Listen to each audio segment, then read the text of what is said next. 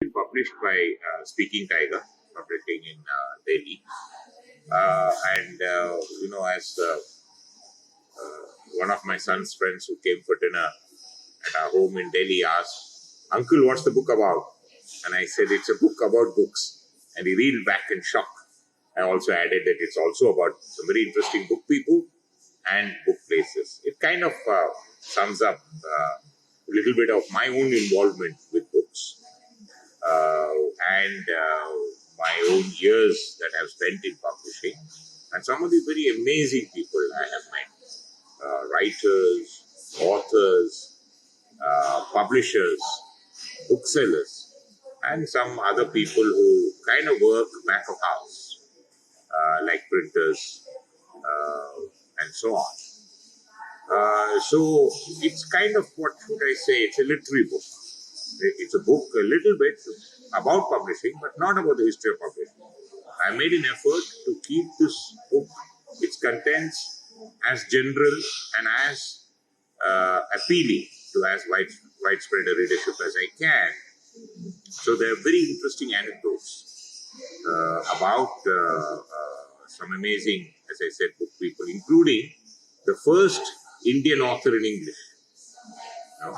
And there was a very interesting character called Dean Mahomed. He was a sepoy in the East India Company, and he traveled back with his master back to Ireland and England. And he set up the first chain of head massaging and shampooing parlors in England.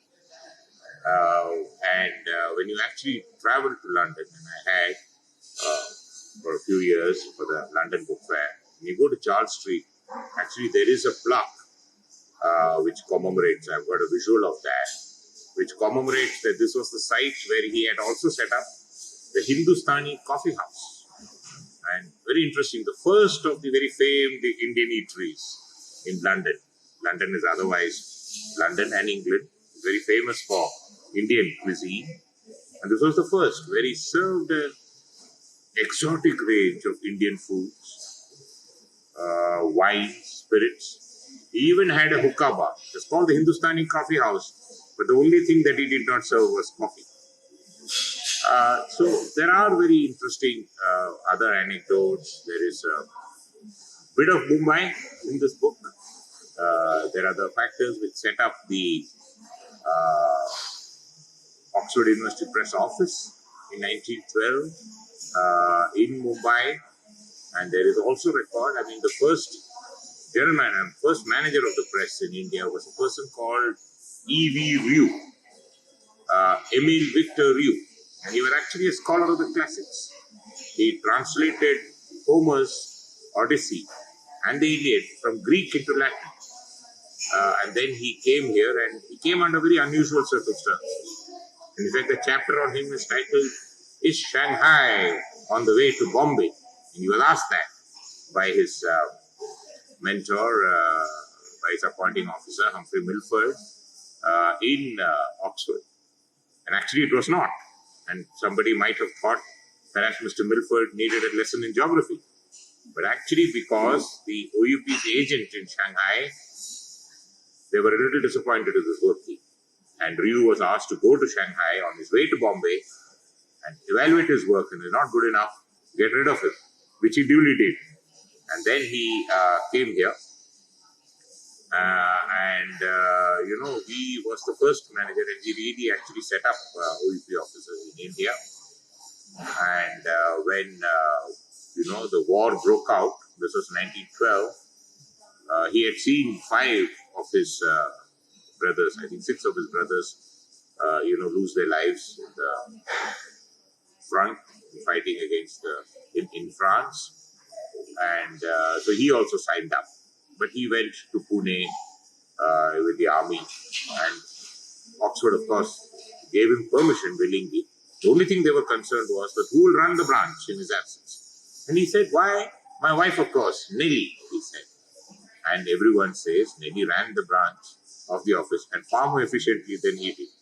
So that was very interesting, actually. And one of the offices that they did shift, because they had initially shifted, and I think to a first floor residence.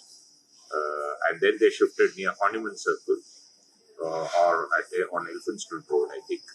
And they took up a ground floor premises with a basement. Basement is very important because books are actually, they weigh a lot. So the basement was interesting. But what the landlord forgot to tell them was that every afternoon a cow took up residence at the entrance to the staircase, And probably the English, didn't want to disturb the cow. So the more nimble-footed had to do a quick hop, skip and jump over the cow to enter the office. And of course, some of those who were not so nimble-footed were out on field work the whole day. They never came into the office. But very interesting. But Rieu was a wonderful publisher. He became the editor of the classics for Penguin. But not very well known is that he was a wonderful writer of verse, of poetry for children. And I would like to read out an extract from a poem that he wrote, which I do not know how many of our readers are very good in maths. I was very poor in maths. And possibly Rieu was also. And if you did, in the old days, before composite mathematics, you had to do arithmetic, you had to do algebra, and you had to do geometry. Algebra, the major book that was always used was a textbook on algebra by Hall and Knight. And this was a standard book. Some variant of it is being used even today. And I think Rieu had a lot of sympathy for schoolboys in England who had to wrestle with the intricacies of algebra of Hall and Knight. And I would like to read an extract from Hall and Knight. Hall and Knight, or Z plus B plus X, is equal to Y plus B plus Z. When he was young, his cousins used to say of Mr. Knight, "This boy will write an algebra," or looks as if he might. And sure enough, when Mr. Knight had grown to be a man, he purchased pen and paper and an inkpot and began. But he very soon discovered that he couldn't write at all, and his heart was filled with yearnings for a certain Mr. Hall. Till after many years of doubt, he sent his friend a card, "Have tried to write an algebra, but find it very hard." Now Mr. Hall himself had tried to write a book for schools, but he suffered from a handicap. He didn't know the rules. So when he heard from Mr. Knight and understood his gist, he answered him by telegram, delighted to assist.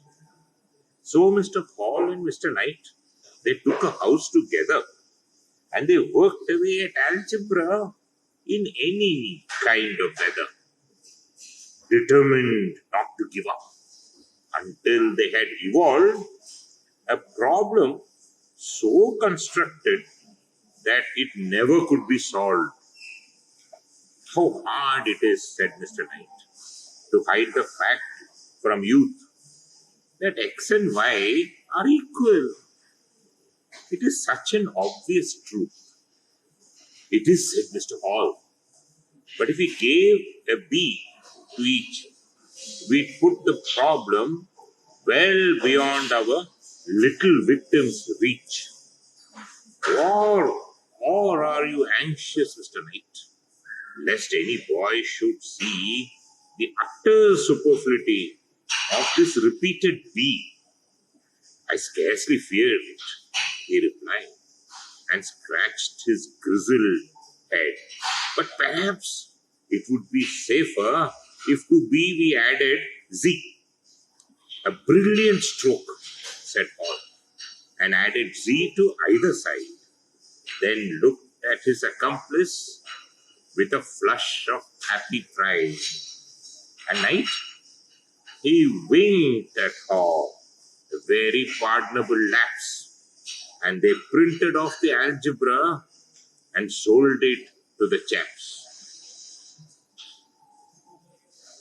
Thus, Rieu, I think, in this short poem, I think he shows his kind of sympathy actually to, lot of these schoolboys who had wrestled, and possibly in his school days as well, that he had to wrestle.